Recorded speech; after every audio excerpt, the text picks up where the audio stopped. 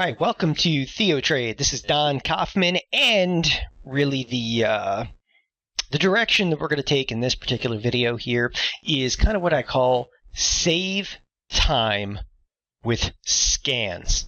Now, what does that really mean? So to save time with scans, I start here on a chart. So we've opened up an Apple chart on Thinkorswim, and I say, why, ladies and gentlemen, are we looking at a chart? Now, I am absolutely a quant. I'm a quantitative trader. What does that mean? It means I'm not that heavily into the charting side of this business over here, and that's not bad. Now, over the years, I've been called an anti-chartite by individuals that are market technicians, and that's all right. The only thing I'm going to get into here is that charts are, to me, extremely passé in retail trading, or professional trading for that matter. And I'm going to make an argument here. If, charts are passé, maybe that's what we should really call this instead of, scan for it. But let's go in here and take a look why. What do you look for inside of a chart? So again, I've opened up Apple. I'm looking like a 9-month. I've got candlesticks over here, but let's get to the heart of this, of really just an introduction maybe to some scanning. But again, you have to start on the charts. What are you looking for in the chart? And, that's when people are like, I got some MACDs over there, maybe a couple of stochastics, a little stochastic with cheese. So you start to open up your studies, okay? And you start to look through the study lists over here and all the different studies, or what's even easier than doing that, is just click the little beaker guy and just go through all the studies. I like to show that again. Just click the little beaker guy and start to go through all the different studies that are available just in the Thinkorswim charts. I know it's painful, all right? And no matter what you want over here, so I was talking about like MACDs, MACD. So let's go for like a MACD. You double click on there. The ultimate momentum. All right, hit apply, hit OK. There's a MACD. All right, so what are you looking for? I want to see when it crosses over, right? The 12 crosses the 26 with the 9. All right, I get it. Then somebody brings up another study. I'm like, what else do you want? And they go, well, let's go back to the beaker because it's just plain easier. Maybe type in, simple moving average over here. So I'll double click on simple moving average, hit apply, hit OK. Is it going to cross the simple moving average? Okay. Well, I wouldn't just look for a simple moving average. Maybe I use a moving average, 2-line crossover. I can throw a stochastic in here. The point that I'm getting at, with all of the different types of studies that I'm adding and all the different types of chart styles, okay, this allows you to look at like one individual underlying, okay? How 1999 of you, it's totally like passé. And for the life of me, I don't understand. I spent 15 years working with some of the software developers at Thinkorswim, and we expected, when building some of the technology here in the scan tab on Thinkorswim, that charts would be like, I wouldn't say gone, but like, oh yeah, you'd look at charts as nothing more than to confirm. What I'm saying is that the scanning functionality like really replaces the need for the charts. And I feel, obviously, I'm doing this because I feel very strongly about this, that people spend this inordinate amount of time looking for something in charts. And I don't, again, say that facetiously. Like, what are you looking for in charts?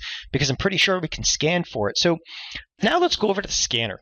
It's like, take two. Let's go over to the scanner here. So I've gone to the scanner. I've gone to Stock Hacker. And there's all these different scanning fields in here. Okay, and there's a stock scanning field and an option scanning field and a study filter, but let's start with just knocking down all the scans to nothing. So I reset the whole scanner, then I took out all the scans available. First of all, I don't scan in all stocks. I don't need no stinking all stocks. I'll go scan in some like predefined lists, these public lists. I'll go over to the ones that says like weeklies. So like the weeklies, what is that? It's stuff that's a little bit more liquid. I think there's just over about 400 weeklies. I don't know. I can scan it. It'll tell me. There you go. There's 413. So there's 413 products that have weeklies. Okay? Now that could be weeklies. It could be like the SPX. It could be different ETFs. It could be individual like Apple, whatever. So I limited my field of study, if you will, to weeklies. Then I'm going to go add a study filter. when you go to study filters, there's crazy stuff in here like candlestick patterns. And, I'm not here to look for the abandoned baby bottom. Yeah, that's on there, right? Or the separating lines, or, you can't even make this stuff up. The 3-line strike. Well, it's better than the 2-line strike if there is such a thing.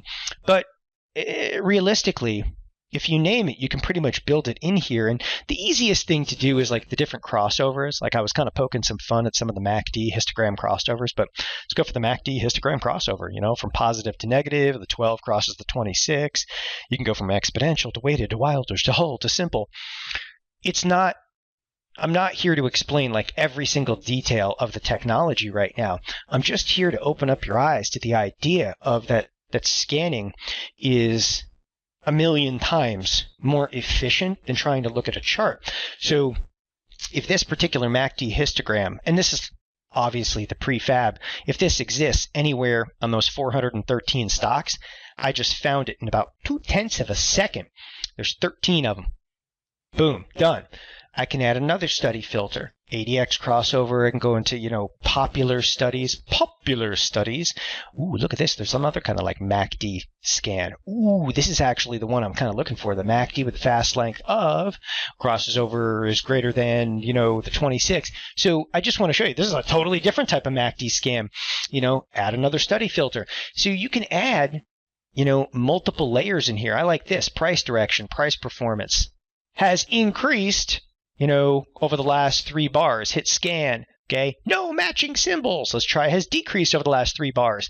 Okay. And again, you can just go through all these different variables on 413 different stocks. And then, and only then, when certain variables have been reached. Okay. So like here on like VRX fits this exact MACD scan. Only the abandoned baby bottom. Does it exist? After you find these things. Oh, no abandoned baby bottoms right now. Pretty distraught at this point.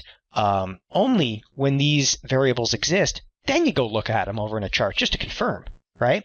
But that's really what scanning is designed for. So again, I put together this quick kind of TheoTrade video just to get you to focus some of your attention into the stock hacker. Yes, it may take a few hours initially to set up the right scans for you. But once you've got them set up, then you just save them. Okay? How do you save a scan? Well, listen, you just hit Save Scan Query. And we can call this one, Don MACD. And hit save. So once that's saved, now I bring up another point here. Once it's saved, I don't even have to go back to the scanner. I can go over to the Market Watch and I can look at something like quotes. We got quotes. We got ourselves quotes. And that is going to be saved. Here's a ton of scans, but you can see this Don MACD. Watch. Now it's actually going to tag the scan servers. So you can have your scans brought up dynamically inside of watch lists. And what do I say? I say, I am not an anti-chartite. I am anti you looking at charts all day long. Save your time. Scan for everything.